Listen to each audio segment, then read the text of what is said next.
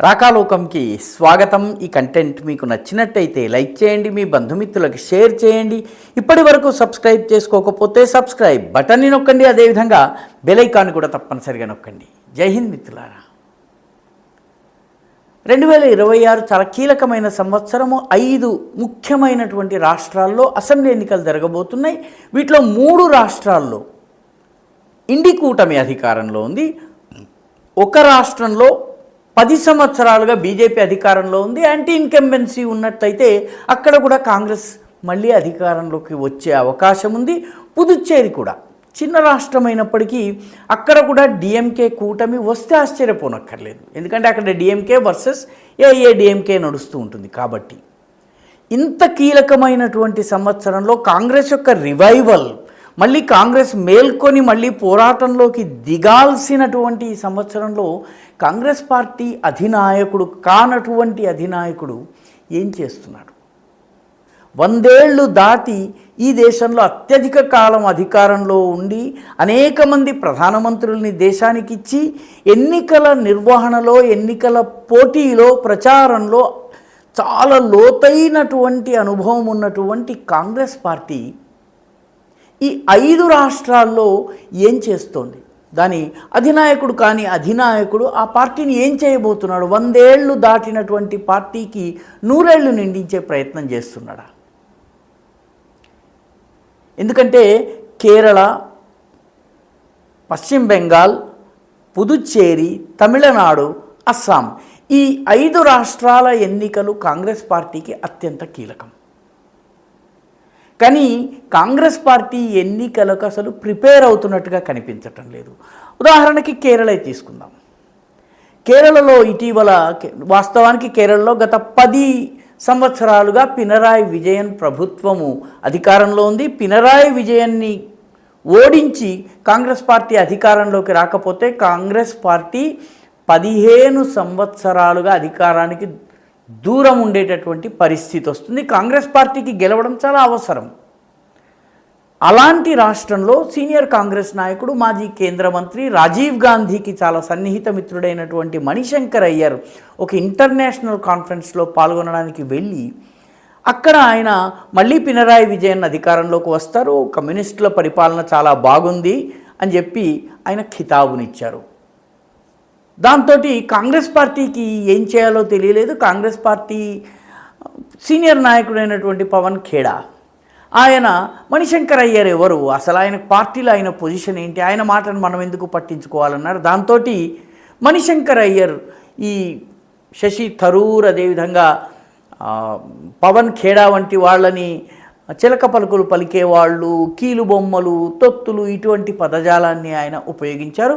మొత్తానికి ఎన్నికల్లో, అత్యంత కీలకమైన ఎన్నికల్లో సమాయత్తం కావడానికి, సన్నద్ధం కావడానికి బదులు కాంగ్రెస్ పార్టీ అంతర్గత కుమ్ములాటల్లో ఉంది. దానికి తోడు మళ్ళీ గెలిచేందుకు కావలసినటువంటి వ్యూహరచన చేసేందుకు ఇప్పటి వరకు ఎలాంటి పెద్ద కార్యక్రమాలు కూడా జరిగినట్టుగా కానీ, సమావేశాలు జరిగినట్టుగా కానీ కనిపించటం లేదు. రాహుల్ గాంధీ కూడాను ఆ దిశగా దృష్టి సారించినట్టు కనిపించటం లేదు. మధ్య మధ్యలో విదేశీ పర్యటనలు, లోకసభ లేకపోతే లోకసభలో మాట్లాడుతూ అనావశ్యకమైనటువంటి, అసలు ఓటర్లను ప్రభావితం చేయనటువంటి ఎంఎం నరావణి లేకపోతే స్పాంగూర్ గ్యాప్లో జరిగినటువంటి కైలాష్ రేంజ్కి సంబంధించిన సంఘటనలు, ఇవి కేరళలో కానీ, బెంగాల్లో కానీ, అస్సాంలో కానీ రాజకీయాల్ని ప్రభావితం చేసేవి కావు. దానివల్ల ఎలాంటి లాభము లేదు.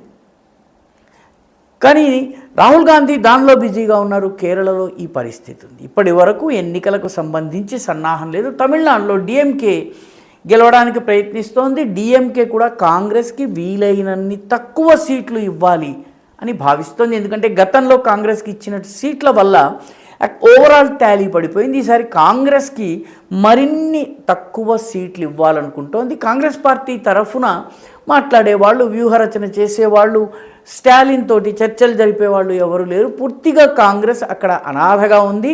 రాష్ట్ర కాంగ్రెస్కి ఏదో రకంగా మార్గదర్శనం చేసేటటువంటి కేంద్ర నాయకత్వం లేదు. మణిశంకర్ అయ్యర్ తమిళనాడుకు చెందినటువంటి వాడు. ఆయన అసలు పార్టీలోంచి మేము ఎప్పుడో తొలగించామని పవన్ ఖేడా అంటే నన్ను తొలగించవలసింది మల్లికార్జున్ ఖర్గే, ఎందుకంటే ఆయన పార్టీ అధ్యక్షుడు, ఆయన నన్ను తొలగించలేదు కాబట్టి నేను పార్టీలోనే ఉన్నాను అంటే పార్టీలో ఎంత కన్ఫ్యూజన్ ఉందో అర్థం చేసుకోవచ్చు. ఇక పశ్చిమ బెంగాల్ పరిస్థితి మరీ దారుణం. పశ్చిమ బెంగాల్లో గత ఎన్నికల నుంచే లోక్సభ ఎన్నికలు, అంతకు ముందు 2021 అసెంబ్లీ ఎన్నికల్లోనే కాంగ్రెస్ పార్టీతో మమతా బెనర్జీ, ఆమె తృణమూల్ కాంగ్రెస్ పార్టీ ఎలాంటి పొత్తు పెట్టుకోలేదు. కాంగ్రెస్ పార్టీ కమ్యూనిస్టులతో కలిసి ఎన్నికల్లో పోటీ చేసింది. కేరళలో కమ్యూనిస్టులకి వ్యతిరేకము, బెంగాల్లో కమ్యూనిస్టులతో కలిసి పోరాడారు.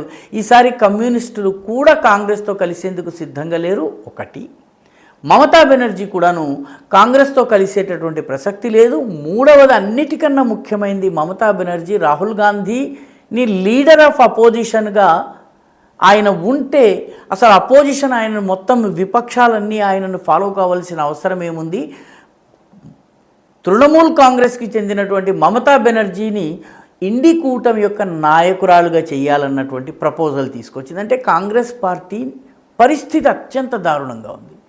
ఇక అస్సాంలో కాంగ్రెస్ పార్టీ నిజానికి 10 సంవత్సరాల బీజేపీ పరిపాలన తరువాత ఏదన్నా యాంటీ ఇన్కంబెన్సీ, ప్రభుత్వ వ్యతిరేకత ఏదైనా ఉంటే దాన్ని సొమ్ము చేసుకునే ప్రయత్నం చేయాలి కాంగ్రెస్ పార్టీ. కానీ కాంగ్రెస్ పార్టీ అక్కడ కూడా అంతర్గత కుమ్ములాటల్లో ఉంది. తాజాగా అక్కడ రాష్ట్ర కాంగ్రెస్ అధ్యక్షుడైనటువంటి భూపేన్ బొరా, దాదాపు 40 సంవత్సరాల సుదీర్ఘ రాజకీయ అనుభవం ఉన్నటువంటి సీనియర్ కాంగ్రెస్ నాయకుడు. నిజం చెప్పాలన్నట్టయితే హిమాంత బిశ్వశర్మ కాంగ్రెస్లో ఉన్న సమయంలో భూపేన్ బొరా ఆయనకి సీనియర్. అటువంటి భూపేన్ బొరా రాజీనామా చేశారు, పార్టీకి రాజీనామా చేశారు. అధ్యక్ష పదవికి మాత్రమే కాదు, కాంగ్రెస్ పార్టీని కూడా వదిలేశారు.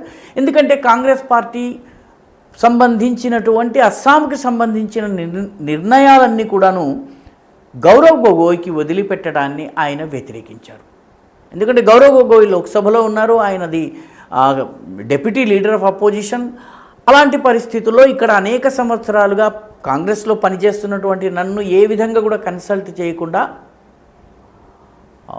మొత్తము గౌరవ్ గొగోయ్ నిర్ధారణ చేస్తున్నారు, నిర్ణయాలు చేస్తున్నారు. పర్యవసానంగా నాకు అసలు స్థానం లేదు కాబట్టి నేను రాజీనామా చేస్తున్నాను. పిసిసి అధ్యక్షుడు ఎన్నికలకి ముందు రాజీనామా చేయటం అనేది కాంగ్రెస్ పార్టీ ఎంత అయోమయంలో ఉందో తెలియజేస్తుంది. అంటే ఇవన్నీ వాస్తవానికి సర్దవలసినటువంటి వ్యక్తి, వీటిని సరిచేయవలసినటువంటి వ్యక్తి అయినటువంటి రాహుల్ గాంధీ అయితే విదేశ పర్యటనలు, లేకపోతే అనవసరమైనటువంటి విషయాలలో లోకసభ యొక్క సమయాన్ని వృధా చేయటము, బాధ్యతారాహిత్యంతో కూడినటువంటి పార్టీ నిర్వహణ, ఇవి జరుగుతున్నాయన్నటువంటి అభిప్రాయం కాంగ్రెస్ పార్టీ నాయకుల్లో కలుగుతుంది. అది బెంగాల్ కావచ్చును, అస్సాం కావచ్చును, కేరళ కావచ్చును, తమిళనాడు కావచ్చును. పుదుచ్చేరి చాలా చిన్న రాష్ట్రం కాబట్టి ఓవరాల్గా 100 ఏళ్ళు పూర్తి చేసుకున్నటువంటి కాంగ్రెస్ పార్టీకి 100 ఏళ్ళు నిండేలా చేయటంలో తిలాపాపం తలా పిడికడన్నట్టుగా అందరికన్నా ఎక్కువగా ఆ పార్టీ యొక్క అధినాయకుడు కానటువంటి అధినాయకుడు చేస్తున్నారా అన్నటువంటి అనుమానం వస్తుంది.